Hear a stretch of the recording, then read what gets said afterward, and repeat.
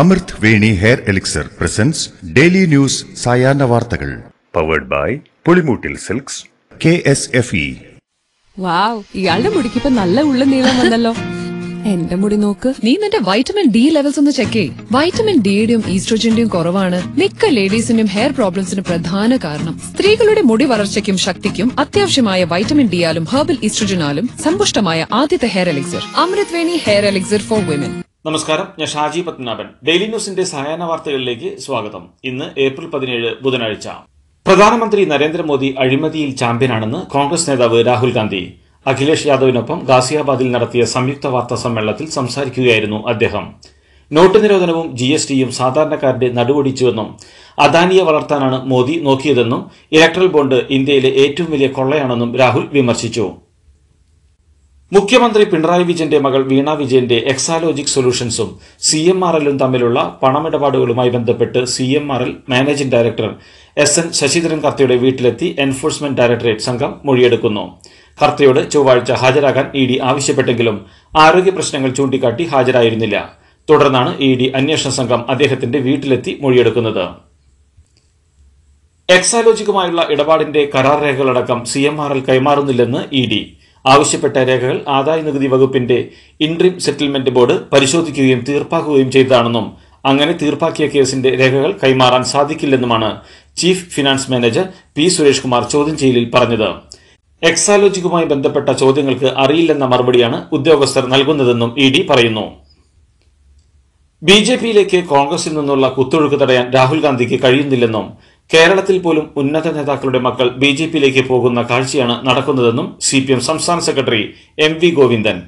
BJPയെ ഭയന്ന് സ്വന്തം കൊടി പോലും ഉപയോഗിക്കാനാവാത്ത കോൺഗ്രസിന് ഫാസിസത്തെ നേരിടാൻ എങ്ങനെ സാധിക്കുമെന്നും MV ഗോവിന്ദൻ ചോദിച്ചു.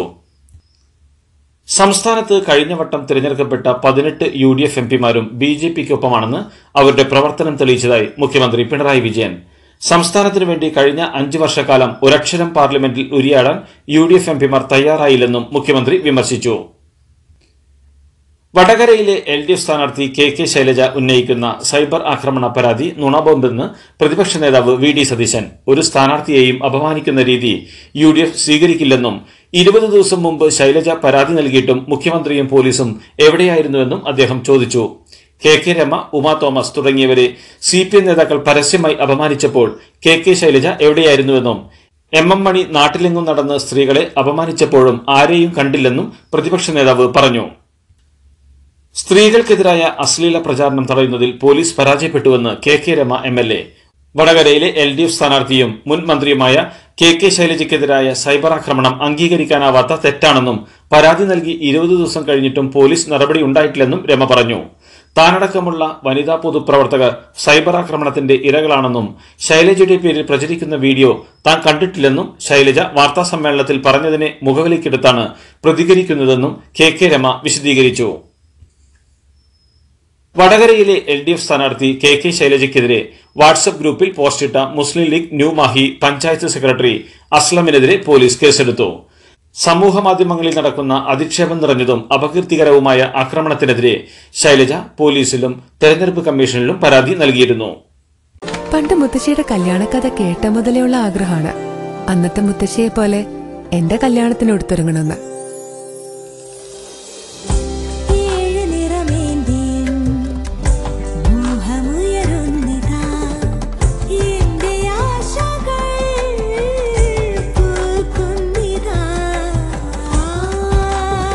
ചില ബന്ധങ്ങൾ തുടർന്നുകൊണ്ടേയിരിക്കും.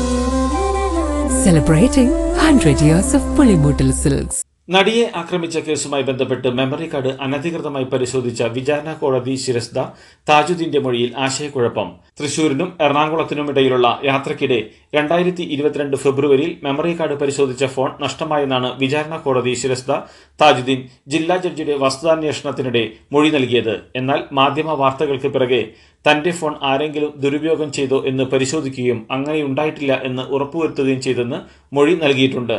ഫെബ്രുവരിയിൽ നഷ്ടമായ ഫോൺ എങ്ങനെയാണ് ജൂലൈയിൽ പരിശോധിച്ചത് എന്ന ചോദ്യമോ മറുപടിയോ റിപ്പോർട്ടിലില്ല. ഇത് ദുരൂഹമാണെന്നാണ് അതിജീവിത ആരോപിക്കുന്നത്. വയനാട് സുഗന്ധഗിരി വനഭൂമിയിൽ നിന്ന് 126 മരങ്ങൾ മുറിച്ചു കടത്തിയതിൽ കൽപ്പറ്റ റേഞ്ച് ഓഫീസർ K. നീതുവിനെ സസ്പെൻഡ് ചെയ്തു. DFO ഷജ്ന കരീമിനോട് വിശദീകരണം തേടിയിട്ടുണ്ട്. മറ്റ് ഉദ്യോഗസ്ഥർക്കെതിരെ നടപടിയെടുക്കാൻ ഉത്തരമേഖല CCFനെ ചുമതലപ്പെടുത്തി. സംഭവത്തിൽ ഡിവിഷണൽ ഫോറസ്റ്റ് ഓഫീസറും 2 റേഞ്ച് ഓഫീസർമാരും ഉൾപ്പെടെ 18 വനം വകുപ്പ് ഉദ്യോഗസ്ഥർ കുറ്റക്കാരെന്ന് ഉന്നതാന്വേഷണ റിപ്പോർട്ട് പുറത്തുവന്നിരുന്നു. ഒരു മണ്ഡലത്തിലും പെന്തക്കോസ്ത് സഭകൾ രാഷ്ട്രീയ നിലപാട് പ്രഖ്യാപിച്ചിട്ടില്ലെന്ന് പെന്തക്കോസ്ത് കൗൺസിൽ ഓഫ് ഇന്ത്യ. പത്തനംതിട്ടയിൽ ആന്റണിക്കെതിരെ പരസ്യ നിലപാട് എടുത്ത യുണൈറ്റഡ് പെന്തക്കോസ്റ്റ് സിനഡ് എന്ന സംഘടനയ്ക്ക് പിന്നിൽ LDF ആണെന്ന് PCI ഭാരവാഹികൾ വ്യക്തമാക്കി. സിനഡ് 2 മാസം മുമ്പ് തുടങ്ങിയ തട്ടിക്കൂട്ട് സംഘടനയാണെന്നും അവർക്ക് പിന്നിൽ ഇടതുമുന്നണി നേതാക്കളാണെന്നും അവർ പറഞ്ഞു. അതോടൊപ്പം ഇടതുപക്ഷം നടത്തിയ രാഷ്ട്രീയ ഗൂഢാലോചനയാണ് യുണൈറ്റഡ് പെന്തക്കോസ്റ്റ് സിനഡിന്റെ പത്രസമ്മേളനമെന്ന് UDF ആഭിമുഖ്യമുള്ള ഡെമോക്രാറ്റിക് ബിലീവേഴ്സ് ഫോറവും വ്യക്തമാക്കി. തൃശൂർ പൂരത്തിന് മുന്നോടിയായി ആനകളുടെ എഴുന്നള്ളിപ്പിനുള്ള നിയന്ത്രണവുമായി ബന്ധപ്പെട്ട് വനം വകുപ്പ് പുറത്തിറക്കിയ ഉത്തരവ് ഭേദഗതി ചെയ്യുമെന്ന് മന്ത്രി K. രാജൻ. വെറ്ററിനറി സംഘത്തിന്റെ പരിശോധനയ്ക്ക് ശേഷം ആനകളെ വീണ്ടും പരിശോധിക്കില്ല. വനം വകുപ്പിന്റെ ഉത്തരവിൽ നിന്നും ഇത് ഉടൻ ഒഴിവാക്കുമെന്നും പുതിയ ഉത്തരവ് ഉടൻ പുറത്തിറങ്ങുമെന്നും പൂരം നല്ല രീതിയിൽ നടത്താൻ സർക്കാർ ഒപ്പമുണ്ടെന്നും അദ്ദേഹം അറിയിച്ചു. തൃശൂർ പൂരം സാമ്പിൾ വെടിക്കെട്ട് ഇന്ന് രാത്രി 7ഓടെയാണ് സാമ്പിളിന് തുടക്കമാകുക. പാറമേക്കാവ് വിഭാഗമാണ് ആദ്യം തിരികൊളുത്തുക. തുടർന്ന് തിരുവമ്പാടി വിഭാഗത്തിന്റെ ഊഴമാണ്. പാറമേക്കാവ് തിരുവമ്പാടി വിഭാഗങ്ങളുടെ ചമയ പ്രദർശനത്തിനും ഇന്ന് തുടക്കമായി. INLനെ ആദരിക്കാൻ വേണ്ടിയാണ് പച്ചക്കൊടി പിടിച്ച് റാലി നടത്തിയതെന്നും ഫാസിസത്തിന് മുന്നിൽ കൊടിമടക്കി കീശയിൽ വെക്കാൻ പറയുന്നതല്ല ഇടത് രാഷ്ട്രീയമെന്നും വയനാട് LDF സ്ഥാനാർത്ഥി ആനി രാജ. രാഹുൽ ഗാന്ധിയുടെ റോഡ് ഷോകൾക്ക് മറുപടിയായി ചെങ്കൊടിക്കൊപ്പം പച്ചക്കൊടിയും ഉയർത്തിയായിരുന്നു ഇന്നലെ വയനാട്ടിലെ ആനി രാജയുടെ റോഡ് ഷോ. കളക്ഷനിൽ റെക്കോർഡിട്ട് KSRTC. ഈ മാസം 15-നാണ് റെക്കോർഡ് കളക്ഷൻ നേടിയത്. 8.57 കോടി രൂപയാണ് ഈ ഒറ്റ ദിവസത്തെ KSRTCയുടെ വരുമാനം. 4324 ബസ്സുകൾ ഓപ്പറേറ്റ് ചെയ്തതിൽ 4179 ബസ്സുകളിൽ നിന്നുള്ള വരുമാനമാണ് 8.57 കോടി രൂപയെന്ന് KSRTC വിശദീകരിച്ചു. ഗതാഗത വകുപ്പ് മന്ത്രി KB ഗണേഷ് കുമാറിന്റെ നിർദ്ദേശപ്രകാരം ഡെഡ് കിലോമീറ്റർ ഒഴിവാക്കി സർവീസുകൾ പുനഃക്രമീകരിച്ചിരുന്നു. സംസ്ഥാനത്തെ ഡ്രൈവിംഗ് പരീക്ഷകളിൽ വീഴ്ചയുണ്ടെന്ന് CAGയുടെ കണ്ടെത്തൽ. ഡ്രൈവിംഗ് ടെസ്റ്റ് നടത്തുമ്പോൾ സീറ്റ് ബെൽറ്റോ ഹെൽമറ്റോ ധരിക്കാറില്ലെന്നും ഡ്രൈവിംഗ് സ്കൂൾ അധികൃതർ പരീക്ഷകളിൽ ഇടപെടുന്നുവെന്നും CAGയുടെ പരിശോധനാ റിപ്പോർട്ടിലുണ്ട്. നവീകരിച്ച ട്രാക്കുകളും ഡ്രൈവിംഗ് ടെസ്റ്റിൽ പരിഷ്കാരങ്ങളും ആവശ്യമാണെന്നും CAG ശുപാർശ ചെയ്തു. ഇനി രണ്ടുപേരും അധികം ചിന്തിച്ച് കണക്കൂട്ടി മൂടാളേണ്ട. സ്വർണം KSFയിലുണ്ടാക്കി അല്ല പിന്നെ സ്വർണ്ണവിലക്കിലിങ്ങണല്ലോ. KSF മാക്സ് ഗോൾഡ് ലോൺ ഇപ്പോൾ സ്വർണ്ണവിലയുടെ 90% വായ്പയായി ലഭിക്കുന്നു. മാക്സിമം കയ്യിൽ കിട്ടുമ്പോൾ മറ്റെവിടെ പോകാൻ? മുംബൈയിൽ ഒരു ഗ്യാങ് വാറും നടക്കില്ല. അധോലോകത്തിന് മുംബൈ ഒരു ഇടവും നൽകില്ല. ഇത് മഹാരാഷ്ട്രയാണ്, ഇത് മുംബൈയാണ്.